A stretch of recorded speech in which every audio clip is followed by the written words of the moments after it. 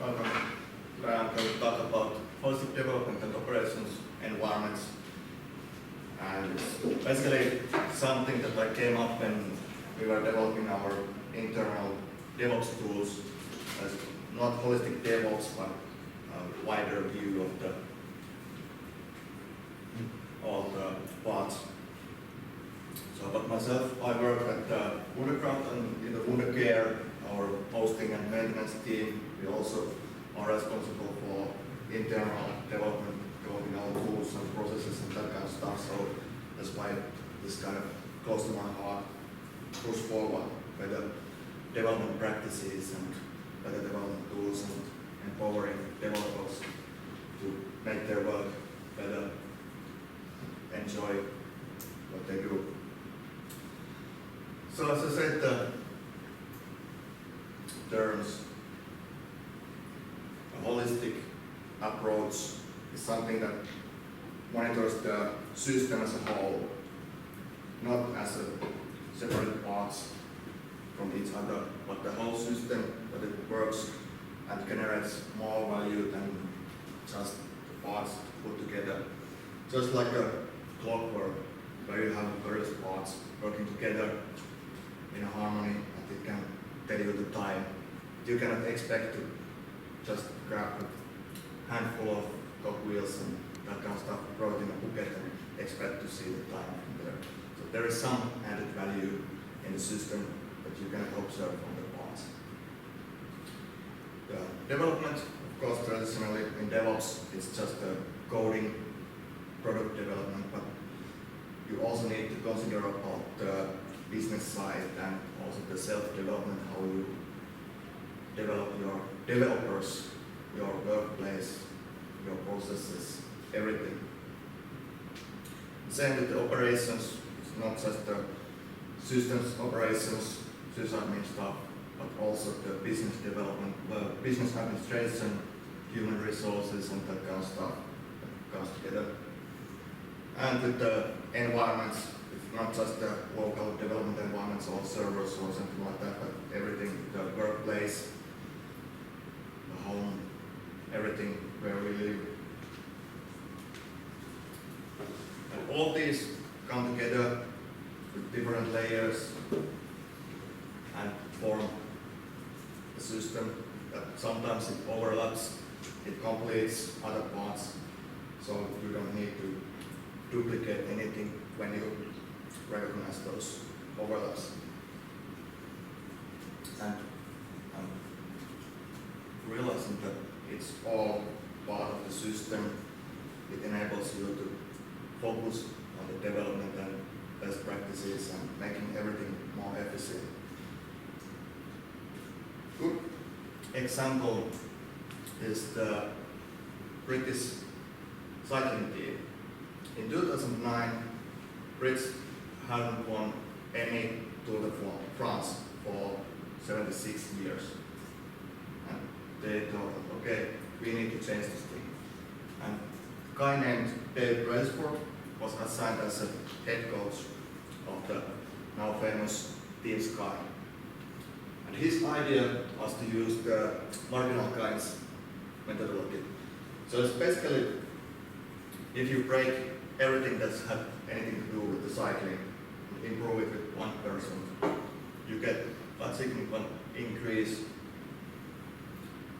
And he promised that within 5 years, they would have British Tour de France winner. Well, he was wrong. It only took 3 years. So they concentrate on every aspect, like better bicycles, all the parts, the training schedules, even the drinking bottles, and even going so far as to make them sure that they have the best pillows available, so getting a bit better sleep. Everything that you at first thought has nothing to do with the cycling. But getting the whole picture, concentrating on everything that you can think of that could affect the outcome, yields a really good resolution. So 1%, it's nothing. It's really small amount. If you think about is it worth to improve something with 1%? So it doesn't make a difference. It's so small that if you think about the parts of the system, they are just parts. If you improve that with 1%, it's not even the 1% of the whole. It's just maybe 1/10, 1/100 of a percent increase in the overall improvement.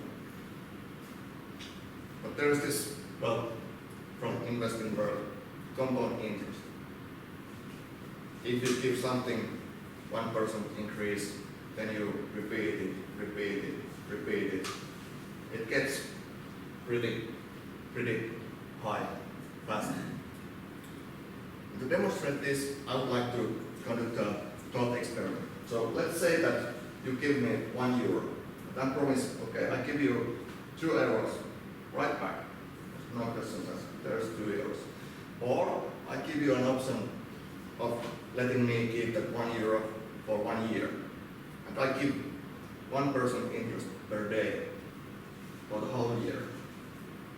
Who would take the €2 right away? But if I give €5, then 20, 40 euros. But that would have been a good deal because it would be 37.8 euros. So just 1% every day adds up. 37 times. That's not 37% increase, it's 37 times. So 3,780% increase over 1 year every day. So that 1% makes a huge difference. In Toyota is famous for their lean production process. It's copied all over the world, and in software industry it's used as basis of almost all the agile methodologies. Even though there is the lean development process, it tries to follow it as close as possible. They have this other methodology called Kaizen. It's actually, well, sounds cool, but it's just a Japanese word meaning improvement. And they do quite a lot of improvements. 1 million improvement ideas per year. What is more impressive is that 90% of those get implemented. No wonder they are #1 car manufacturer in the world. So they have really good process of improving. They take all the suggestions how to improve, and 9 out of 10 of those gets implemented. So they are small. They have to be, because if you have done so many improvements, you saw the effect of 1%. So they are just a little small part of that. They implement those. They keep on top. They keep improving. Just small changes yield good results. And the other, in addition to the compound interest, is the snowball effect. So if you do something small, it leads to something else, and it leads to something else, and it just keeps rolling and getting bigger and bigger. So for example, let's take the pillow example. If you give the developer a better pillow, just a slightly better, so he gets 1% better night's sleep. Because of that, he's well rested, writes a bit better code with less bugs. 1% better code. He also gets more done in the same time. So then when he has to spend some time fixing the code, he has more time to do that, and there is less bugs in the code. So that in turn affects that he's not that stressed. And stress, of course, affects our sleep. So once again, we sleep a bit better. And it goes and goes on and on. Every time, a bit better sleep, less errors, more code written, less stress. And it gets really good results. In an opposite situation, let's say that it's getting worse and worse. So in the end, he's so stressed, can't get sleep at all, can't write code or really poor code, and has to fix books all the time. So it goes both directions, and it's just a small change that can trigger that snowball to this rolling. So if you don't set goals, just focus on improving everything wherever you can do that. What are the results? Of course, because your system is to improve. You don't have to have goals. And if you set goals, you could end up in a situation that you meet the goals and you stop improving. You just, okay, I meet my goals and everything's fine. And just keep going, because those small changes, constant change, it definitely yields good results. And of course, the benefit of all this is that you use better utilization of resources to deliver faster, better profits, and also happier people, happier developers, happier business people, happier shareholders, and happier customers. Of course, change is so small, you need to keep measuring it.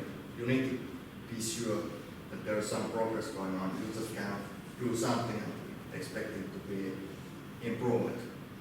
Change itself is not improvement, so you need to verify that we are going to the right direction.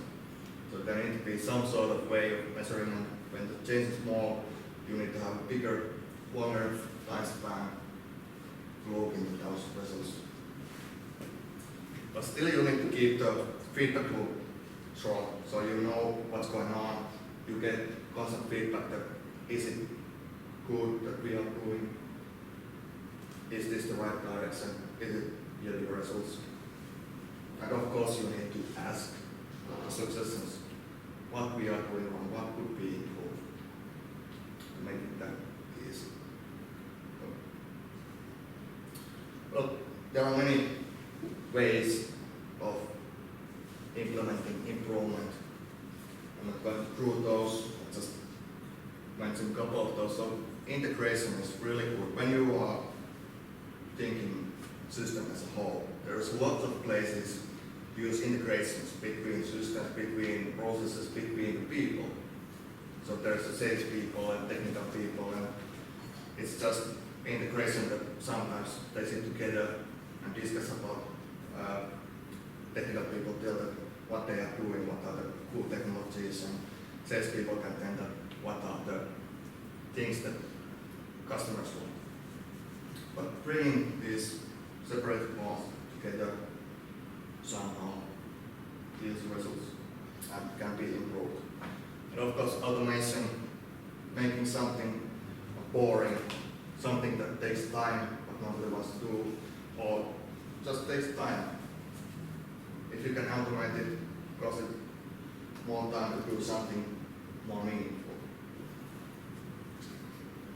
So, Wondercraft, we have been kind of focusing, trying to improve in all these aspects, and well, we are just getting started. There is so much things to do, and we are not getting millions of subscriptions per year, but we try to listen our people, our customers, our environment, and try to find different ways to improve and implement those. And there are some small things like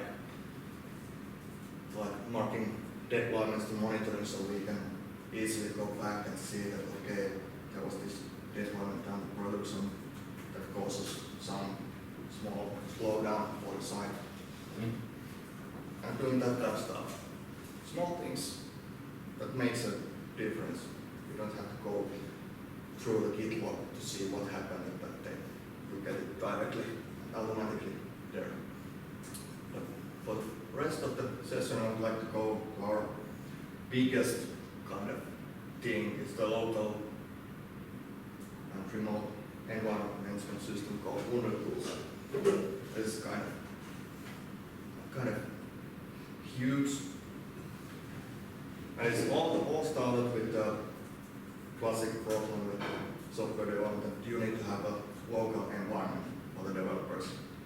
And there's more and more requirements that it needs to match the production, and it needs to be easy to set up in local machines and need to work across different platforms and need to be flexible enough that every project can use it.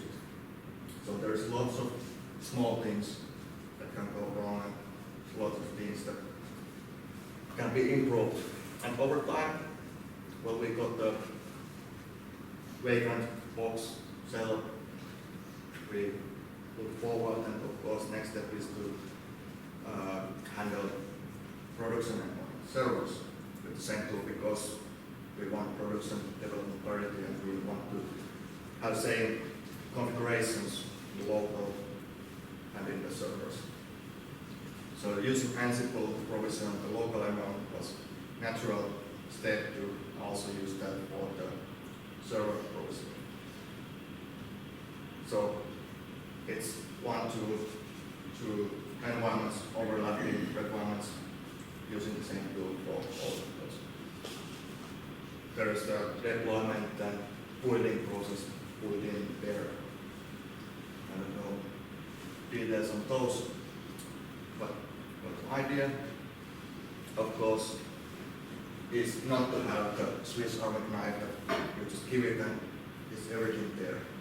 Because that's something that you cannot switch any tools then, but you're stuck using those, and that's not cool. That's not something that developers want. They want to experiment with something new. So I think first big improvement was that we listened to that and they wanted to try something new, so make it modular. So it's easy to swap other parts around, like a good set, knife set. You get everything you need, but it's easy to replace this meat cleaver, for example, if you like another brand. So you have state-of-the-art tools made for that job. You get everything out of the box, but you can switch anything you want, use anything you want. Because the problem with forcing to use the set of tools ended up, for example, in the cases that somebody wanted to sense from Nginx to Apache, they created the whole box and everything, and they didn't use anything from our stack. Instead of just switching Apache in place of Nginx. So they put it all from the ground up, spent lots of time doing it instead of just focusing on the Apache. And of course, nothing of that is very usable for us. So when we switched to modularity, then when somebody wanted to use Apache or something else on the project, they did the Apache part and they could contribute it back to the project. So next time we had a choice ready. If you want to use Nginx, it's there. If you want to use Apache, it's there. No need to pull the whole system again. Just pick what you want. And of course, the contribution, getting the people to contribute back, was a huge issue because, well, first we had this one repository, everything there, and then you just started a new project, got the repository in the project. And when you did those improvements, you had to take those improvements out from the project repository for the main repository and do a pull request against that. So we separated the Ansible stuff and that kind of common stuff between projects, and just kept the configs on the project.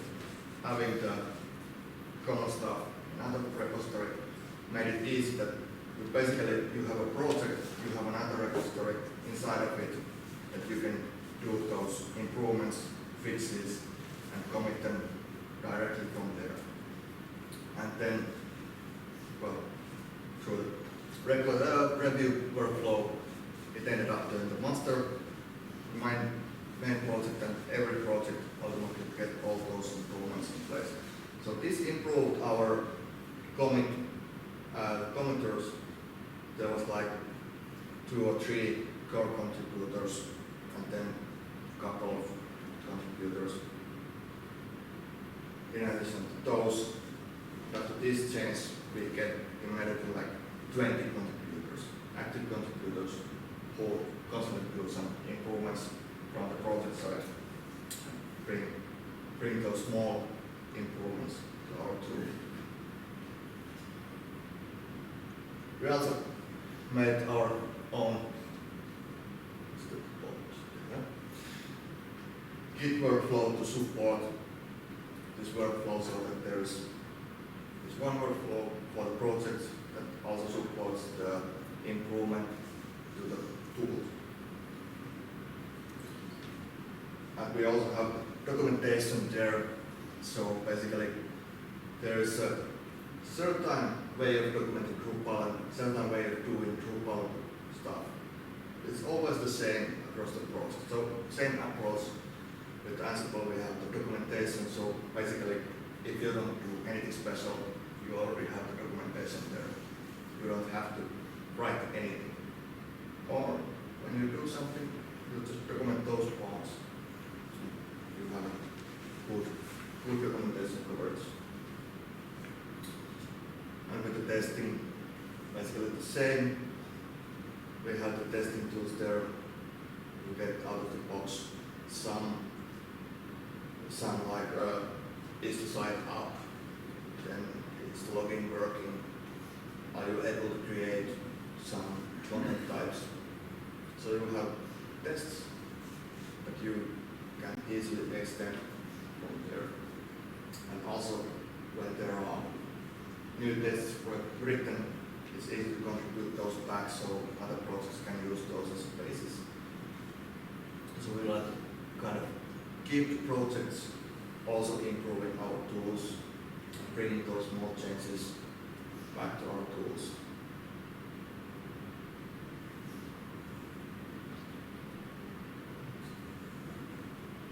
Pretty much how we look at our tools and develop those and keep everything together. Questions?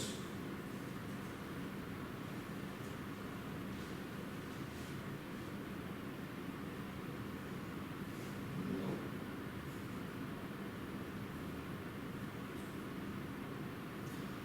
WonderTools itself is an open source project in GitHub. You can find it there. You can use it. You're welcome to contribute to that. We will take outside contributors as well as our internal stuff. So we want to keep improving it and keep offering it to others to use. And even the suggestions are welcome. What's the name of the repo? It's WonderTools. Search GitHub for that. There is also wondertools.wunder.io site that lists some features and usage examples and configuration.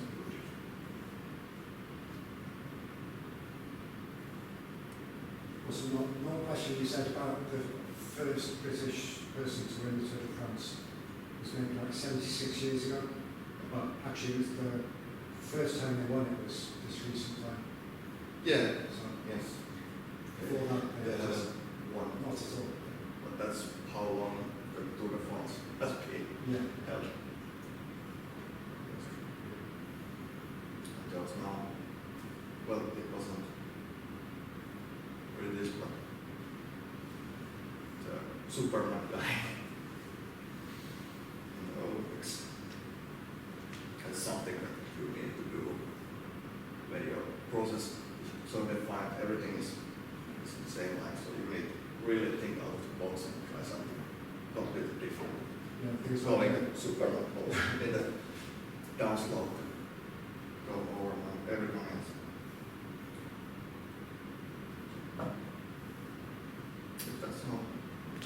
Thank you. I hope you test those rules. If no questions, let's thank you, Janne, for keeping good presentation.